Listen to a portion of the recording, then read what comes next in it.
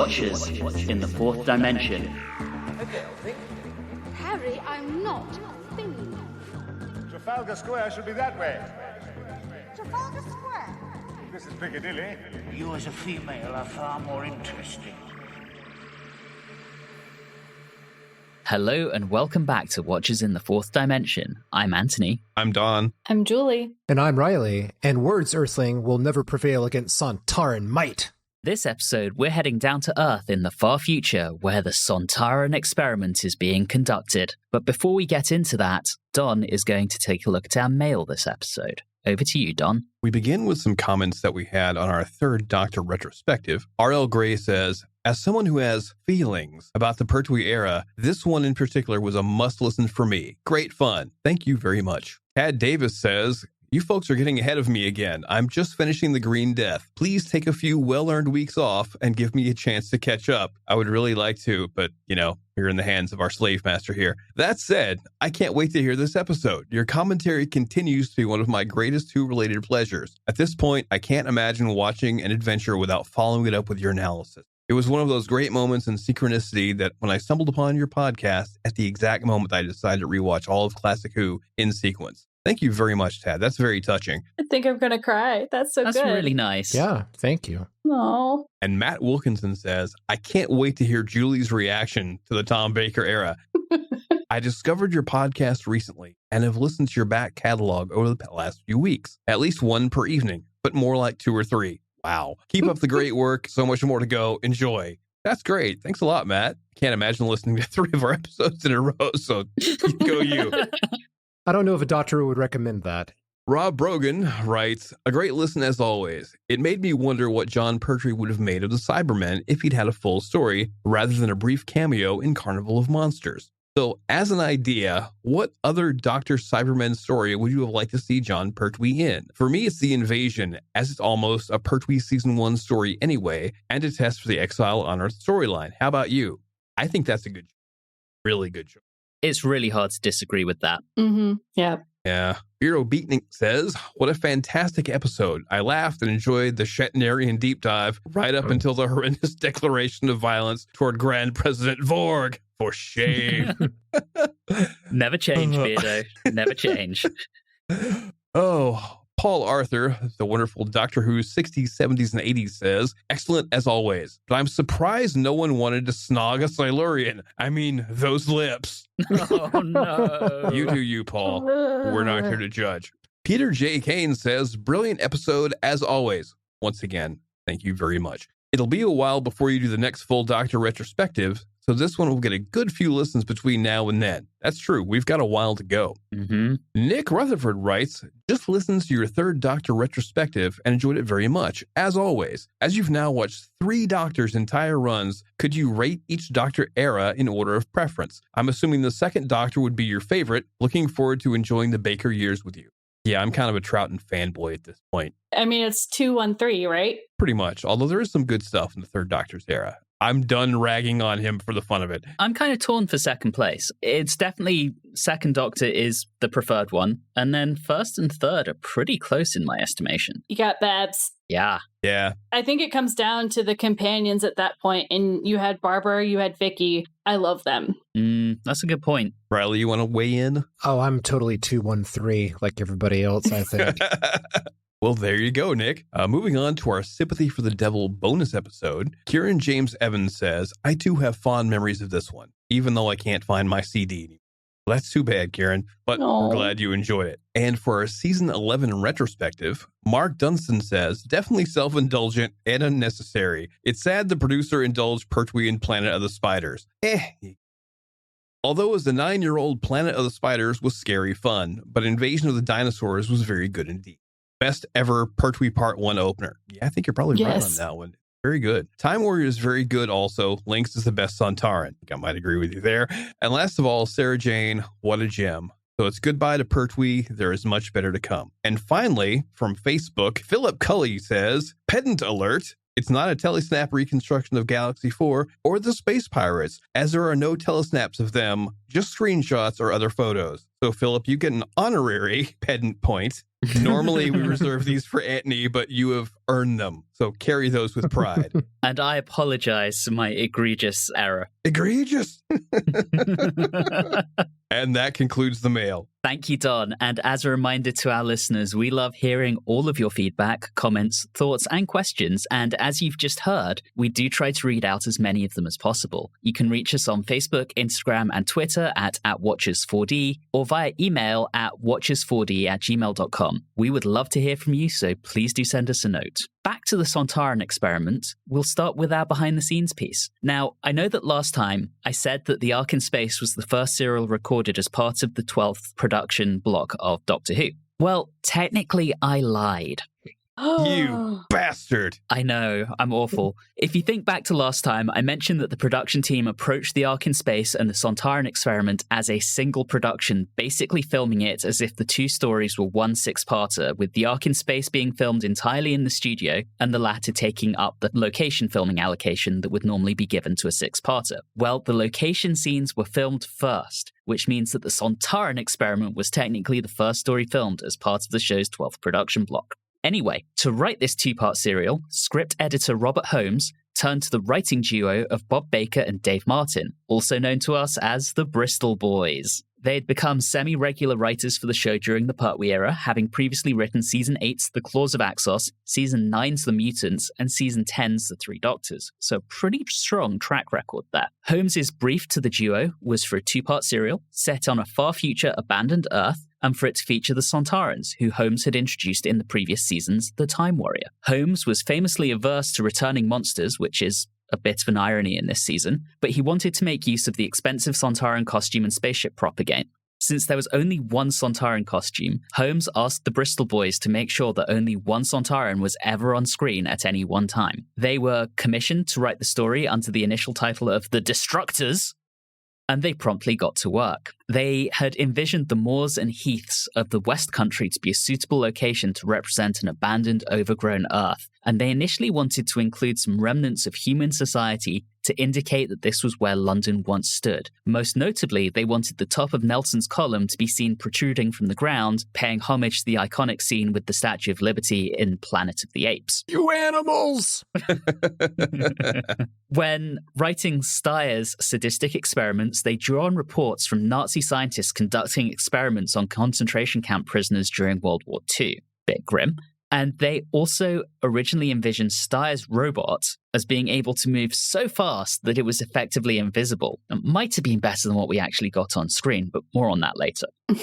Anyway, production unit manager George Galasio made the suggestion that the Destructors should be filmed using new videotape facilities designed for location filming, which would help expedite the editing process. The downside, well, maybe not so much of a downside actually, was that the new equipment wouldn't accommodate the chroma key process, which meant that the robot would have to be realized through a physical prop rather than CSO. And that really was what put an end to it being so fast that it was invisible. Anyway, we have the creative team from the Ark in Space making this one. So with that, our director is once again Rodney Bennett, and he's again joined by returning composer Dudley Simpson. Barbara Kidd continues as costumer, and we also still have Roger Murray Leach as designer. When it came to filming, despite Holmes's assumptions that the Sontaran costume could be reused, it was soon found that the latex head and hands had deteriorated to the point where they were unusable, and they would have to be recast. This enabled Murray Leach and Kidd to redesign and remake the mask to allow it to be more lightweight and breathable. This suited actor Kevin Lindsay, who was suffering with a heart condition, and he had struggled under the original mask that was designed for Lynx. According to stories from the likes of Elizabeth Sladen, Lindsay was so unwell during filming that he was actually unable to climb down from the rocky terrain for things like lunch breaks, and members of the cast would bring him food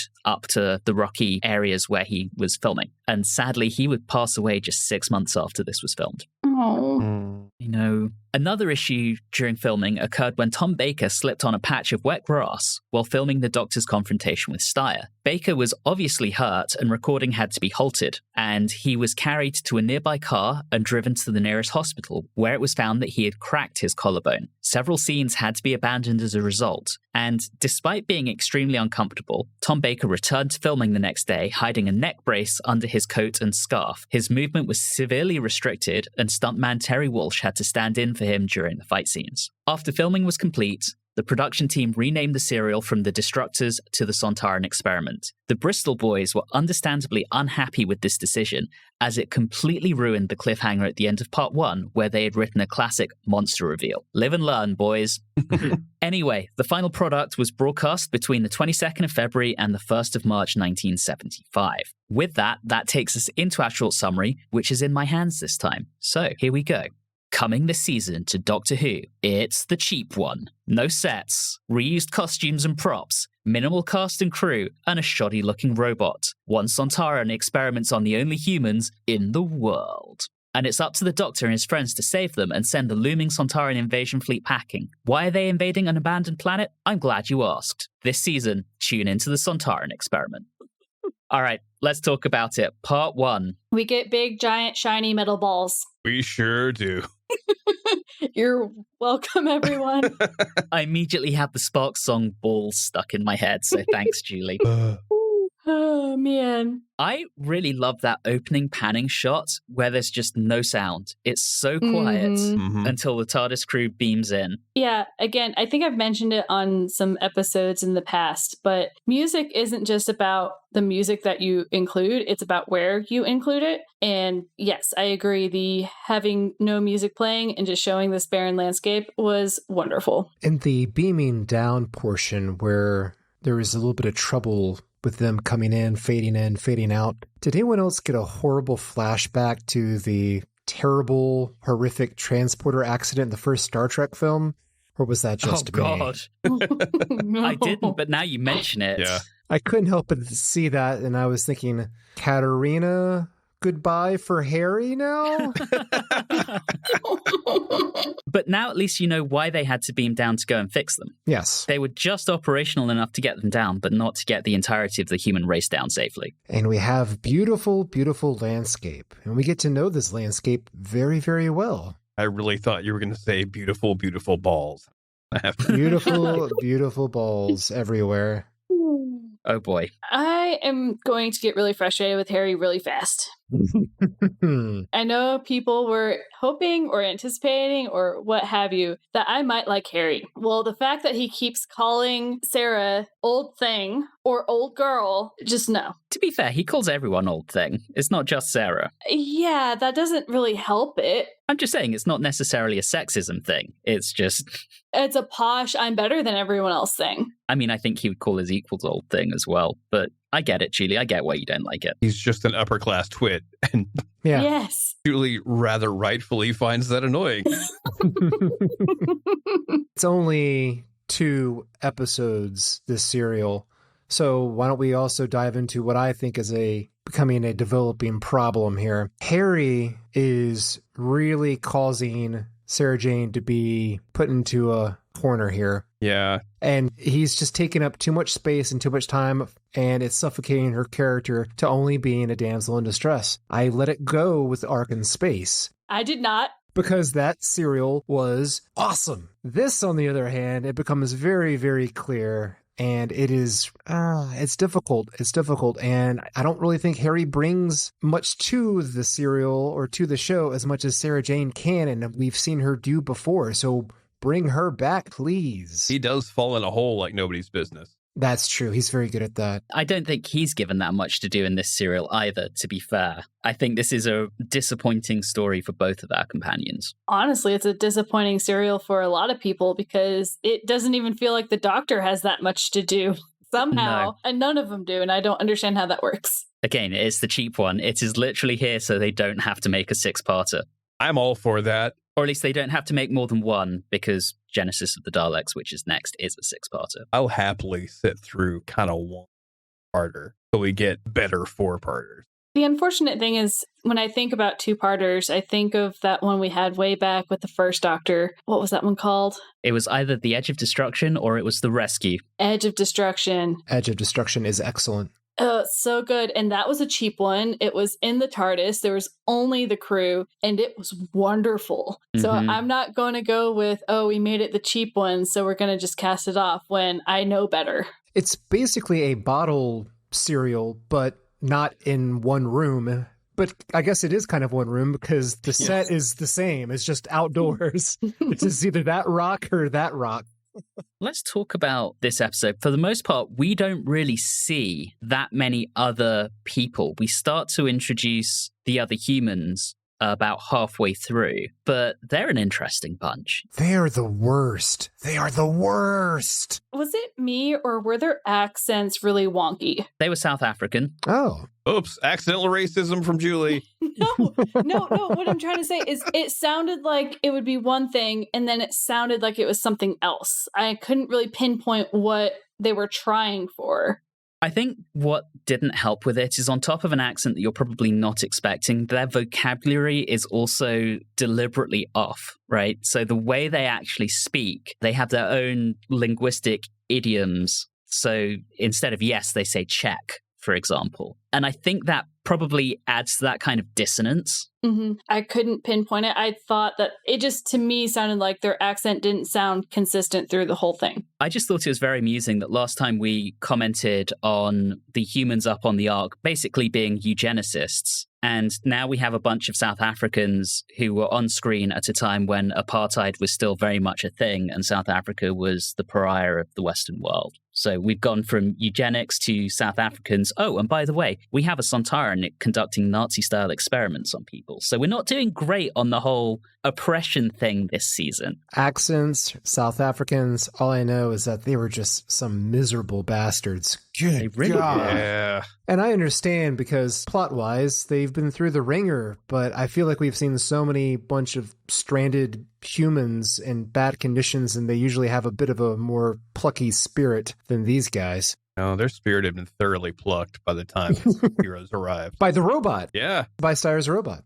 Can we talk about how much Sarah sticks out like a sore thumb in her bright yellow outfit? I don't remember her being in that. Oh, no, she got into it at the end of Ark in Space. Okay. They went into the TARDIS and got a change of clothes. I mean, to be fair, no one was expecting to encounter anyone on Earth. I mean, none of these people are meant to be there. And imagine the coincidence of beaming down and literally there are like 7 other people on the entire planet and they're in the same place you beamed down to. Really? Yeah, and apparently it was Piccadilly Station. Yes. Because that was important. It's your typical sci-fi explanation or oh God, I can't even speak. Basically, it's like Star Wars in that Tatooine is a remote rock where supposedly no one would want to go to, but everything happens there. I understand that this was the cheap one and that's why they were outside and stuff. I really hated the fact that they had to make it Piccadilly and then they just glossed over it and being like, well, it's been so long that you can't see it anymore. The only reason to even mention that it's Piccadilly is if you actually showed old remains of Piccadilly. I agree. And that kind of makes sense, and that's what Baker and Martin wanted to do, and I think they just decided that they couldn't effectively do it without it looking like shit. So they should have just cut out that whole line about it being Piccadilly. Yeah. It's filled with things like that where it's obviously a cost-saving measure, like the Sontaran fleet. Do we ever even get one establishing shot that they're on the way? Or nope, not at all. Trust us, everyone. They're out there. I'm not even sure if they were actually going to invade Earth. I think they were going to invade some other human colony, and they were using Earth for the to experiment. have someone they thought was competent analyze the humans for every possible weakness, except if they're, sensitive to our weapons, which seems to be test number 1, and then you're done. But what do I know? I think that was really badly established. Yeah. It's not established well at all. You have to think about, why would you invade an empty planet? You want to come back in 4 years when the Nerva folk are all down on Earth and then invade, maybe? There's also a lot of other inconsistencies. There are instances where the Doctor doesn't have his hat, and then all of a sudden he has his hat again, and then all of a sudden he doesn't have a hat, and then he has the hat again. Okay, I get that maybe they're not used to doing that kind of continuity, but dear God, either have a hat or not have the hat. I just assume it's somewhere in his coat at any point in time. On a positive note, how about this? I'm working to try to get us out of I'm not saying this is great serial, but just I'm going to like to point out a good thing that I noticed. I do like that they referred to the Ark as a legend to these miserable groups and this miserable group of people. And I really like that. That is a nice touch. I do have a question about that, though. The shots in Ark in Space quite clearly show the Ark in orbit of Earth. How the hell did they miss it? Space station just casually in orbit? They were always looking on the other side. Anthony? Yes? Don't try to make it make too much sense. Please. I just feel like Holmes for this asked established writers who have written stories that we have thought were pretty good. And this just, for whatever reason, doesn't work that well. On a completely different note, every time I see these two's names, I think that it's Bob Barker and Dean Martin instead. And I really kind of want to see a serial written by the two of those. Yes. Or just a guest appearance would be nice. Ooh, that would be nice. Then I also want Jerry Lewis, because Dean Martin and Jerry Lewis are an excellent duo. Sorry, I'm just seeing Jerry Lewis doing his shtick in front of a Dalek. I think I would die if I saw that. That would be wonderful. I think the opportunity for that was in Death to the Daleks. We may not get that level of glory again. Oh, so good. All right, let's talk about the robot. I already heard all of you. It's very clear you guys are not very up on the robot, but I will say this. I think that this robot is better than the robot from Robot. Oh, I agree with that. 100%. And I would have liked to seen this robot in that serial instead. I'm going to come to the robot's defense. It's not CSO. It's practical. Yes. And I don't think it was designed to be a torture bot. I think it had some other purpose. And Styre just went, hey, I can use this for my idiocy. And there you go. The other purpose? Yeah. Yeah. Because that robot could have been there, left over from humans, to just keep an eye on how the Earth was doing, so that when they came down from the Ark, they could run diagnostics on the robot and be like, okay, this is where we're at. And then, yeah, I could see Styre coming in and being like, yeah, no, I want you to capture people. I mean, it may just be there to move stuff. Yeah, I was going to say, I think it's Styre's robot, but it's just to like lug stuff around and do stuff in gravities and so on that he's not used to. And he just kind of went, I can use this to pull people around and torture them. Nut job. Means we're getting to the cliffhanger that isn't a cliffhanger because of the title change. Which is the same cliffhanger from The Time Warrior.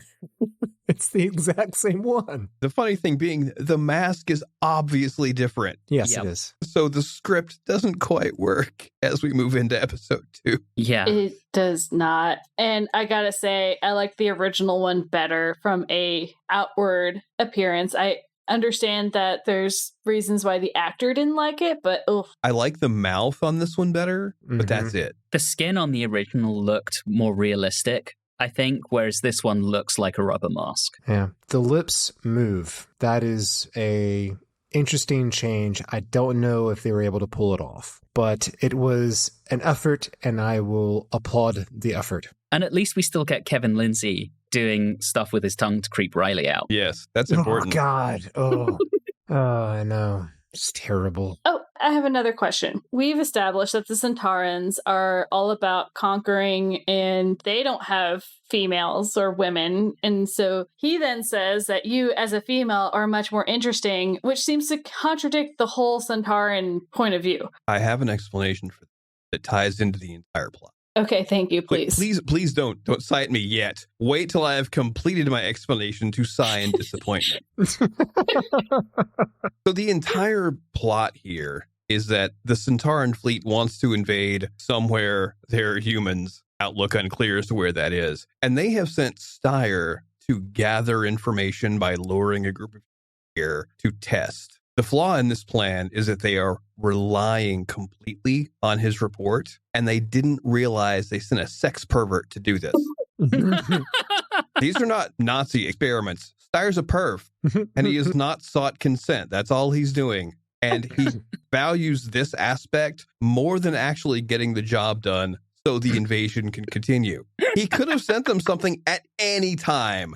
He chose not to. He did seem like he was delaying when he was talking to his office manager, demanding those TPS reports. He really did seem like he was delaying. I thought that he just wanted to torture people more, but no, he just wants to perv on them more. Mm-hmm. Yeah. Don, I think you might be onto something. For him, that's the same thing. And Sarah Jane was something new. Now that we're all thoroughly squicked out, please continue. Oh my goodness. From Sontaran lips to this, we are really in it. Let's talk about Harry in part 2, because Ooh. he kind of just bumbles around, occasionally picks up a big stick. He's kind of useless, and he's still calling Sarah Old Thing, which I had in my notes as that will annoy Julie. You were right. But he is useless. But let's not forego the great comedic value he provides us when he runs into the force field continually and gets knocked down. Yeah. To me, I was hoping for more of the Simpsons Sideshow Bob with the rake gag there, and it just went running for about 5 minutes long. I would have gone for that. That would have been nice. By the way, because I totally forgot to mention it as we were all being disappointed in episode 1, we did get a very blatant "I'll explain later," and from a surprising source. It came from Sarah Jane to the Doctor. Interesting. Okay. Outside of that, Sarah Jane is the one who gets experimented on because, as we've established, Sarah Jane is the damsel in distress. How did we like that snake? Or that goopy goop stuff? I thought the goop monster was pretty good. Yeah. That grossed me out. The only problem I had with the goopy monster is it just kind of sat there. It really didn't move. It squelched and it crept centimeters up her leg.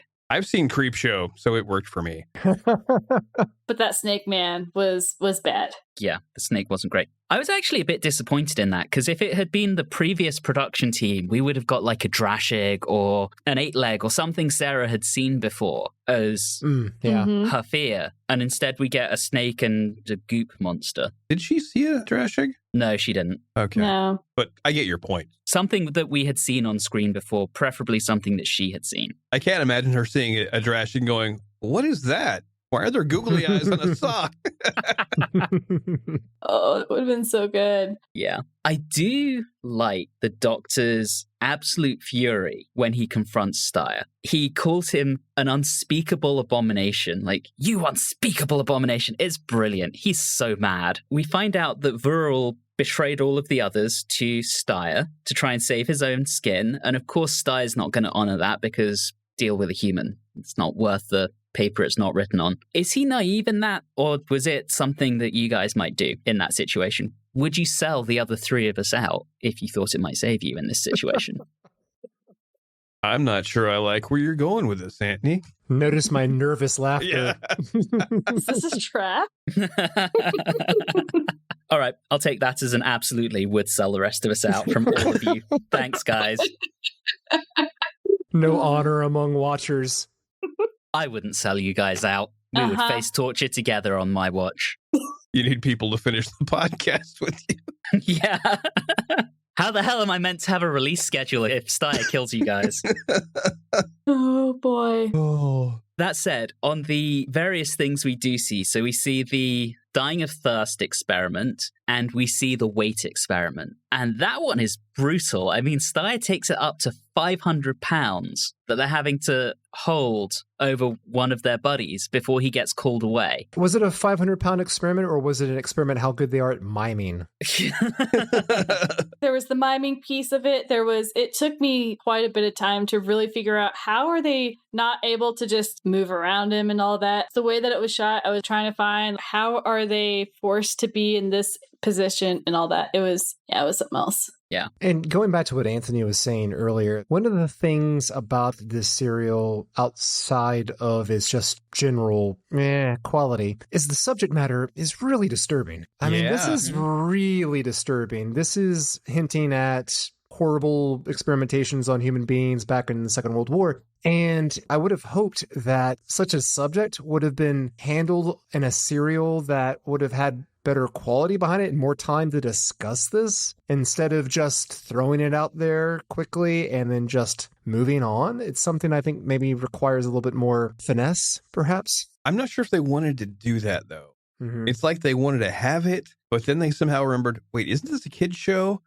And pulled back from it a bit. It kind of goes back to what we were talking about last time with Philip Hinchcliffe coming in and cutting scenes. It's almost like they wanted to be a bit edgier, but to your point, Don, kind of chickened out and said, not sure our audience is quite ready for that yet. And especially, too, they just leave these people who've been tortured for an extended period of time. It's a weird place to leave people. Yeah, the Nerva crew will be down soon. Good luck. Yeah.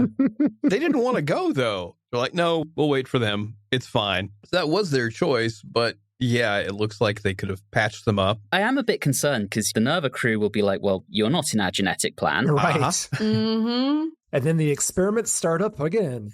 No. It would have been nice if they'd shown Harry, who is a doctor, actually helping them and patching them up a bit. Yeah, that would have worked. We need a spin-off series of these guys just going place to place and ending up getting tortured everywhere. Anthony, you're terrible. Guys, maybe it's you. I'm just saying. Everyone, that was Don. That was Don. And his burning hatred of South Africans. Oh, we're in a mood this episode. Yes, we are. we are. Yes, we are. Okay, let's wrap this up. We get the fight between the Doctor and Styre, which in reality is not Tom Baker versus Kevin Lindsay. It's Terry Walsh versus Stuart Fell. Which I was disappointed in that if there was ever a time on a landscape of a planet where there was going to be a fight between one alien and the Doctor, Pert was like, come on, that could have been me. No, it still would have been Terry Walsh in a wig. Ah, yeah. Just a different color wig. That's what we saw in season 11. But, of course, the Doctor tells Harry how to sabotage Styre's re-energizer, whatever it's called. His Lunchables and juice box. Yeah, exactly. Getting all tuckered out from the Doctor rope-a-doping him. And so when he goes in to re-energize, he instead deflates. That was pretty cool, though. That was funny, if nothing else. That was amusing. And once again, going back to the plot, the Doctor just tells him, oh, you don't have his plans. You can do nothing. And they just leave. Is this the Bad Batch of clones? Because they're fucking idiots. Yeah, they're just like, what? Just send a test batch in to invade. Come on, man. Little do we know, 2 months later, the Nerva crew are all down and the Sontarans invade and wipe them all out. There's only darkness in humanity's future. Yes. Oh boy. So we end with the Doctor, Sarah, and Harry transmatting back up to Nerva, leaving our Galsec crew on the planet, ready to be tortured by the Nerva crew. Awesome. Before we get into our scores, there's one thing that I want to bring in for this era of Doctor Who, and that is the Philip Hinchcliffe women count, which we will use to count the number of women who have speaking parts who are not one of the main cast. Okay, so there's a 0. Moving on. The Ark in Space got a 1 because of Vira, but yes, this one scores a massive 0. Moving on. So, scores. We start with, please don't hate me, Julie. Oh, boy. All right, I'm not going to lie. There's not a lot of redeeming qualities in this one. The best thing of this entire thing is atmosphere and music. I don't think I talked other than the very beginning of the not using music, but the music that was used was actually very good. Applaud to Dudley. Thanks, Dudders. You made this not the most excruciating thing I've ever seen. That needs to be on the back of the DVD box. That's all I'm saying. There's not a lot to like here. It's short, but it's not great. There's some poor choices in dialogue. There's poor choices made in the robots and I don't know. I can't really describe why I just don't like this, but I really don't. The Doctor doesn't seem to have that much to do. Neither does Harry. Neither does Sarah. Sarah is subjected to just being the damsel in distress for the second time in a row. And Harry's going around calling everyone old. And it makes me very upset. So this one's only going to get 4 shiny metal balls out of 10. Wow. Yeah. All right, Reilly. This is what happens when you don't want to do 6-parters, but end up doing some 6-parters, so then you have 2 episodes left over. I have no issue with the brevity, but this feels like what a cook does with leftovers. It isn't horrendous, but you can tell that not much thought or effort was put into it. The all-outdoor shooting really makes it feel like they just loaded up a van, went to Scotland, and shot this over a weekend. The fact that it was shot on video gives it even more of that family vacation feel. Sarah is getting absolutely wasted in this, and thanks, Harry. I guess if you can't be good, be short. So I give this 4 Terulian diode bypass transformers out of 10. Damn, done. First of all, I'm very impressed that Reilly managed to remember that bit of technobabble. So points to you, sir. Thank you. This is one of those stories, I don't hate it, but I don't like it either. It very much is like leftovers. You know, I'll eat it, but I'm not going to remember anything about it. So when we come time to our retrospective, I'm going to be going, did we watch anything with the Sontarans? I don't remember that. There's not a lot for our crew to do. I like the fact that the robot wasn't bad CSO. It was practical. There seemed to be some holes in the plot, and it's just kind of there. So I don't hate it. I don't love it. I'm going to give it a 5 potato perverts out of 10 just because it's just mediocre. All right. Well, Don, I think you kind of stole where I was going. I was going to say this story is just there. Yes.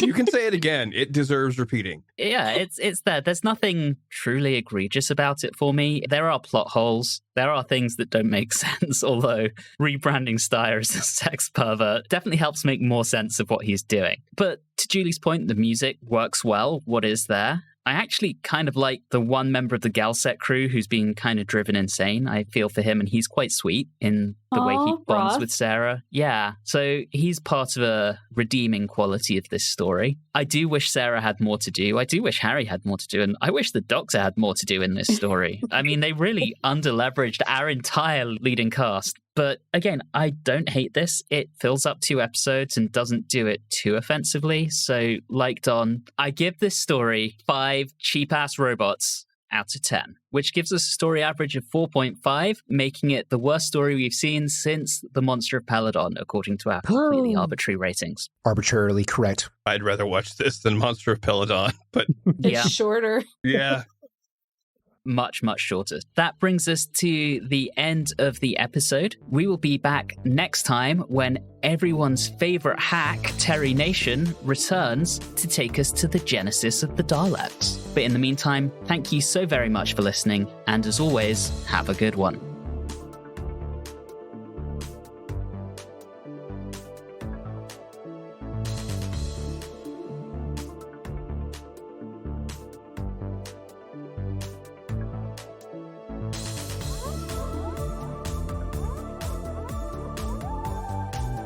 You have been listening to Watchers in the Fourth Dimension with Don Smith, Reilly Schreck, Julie Philippek, and myself, Anthony Williams. This episode, Big Giant Shiny Metal Balls, was recorded on Tuesday the 30th of August 2022. If this is your first time listening into the show, all of our previous episodes are available wherever you like to get your podcasts. You can interact with us on Facebook, Instagram, and Twitter at @Watchers4D, and you can also email us at watchers4d@gmail.com. If you're enjoying the show, please do subscribe and consider leaving us a review or rating on your favourite podcasting app.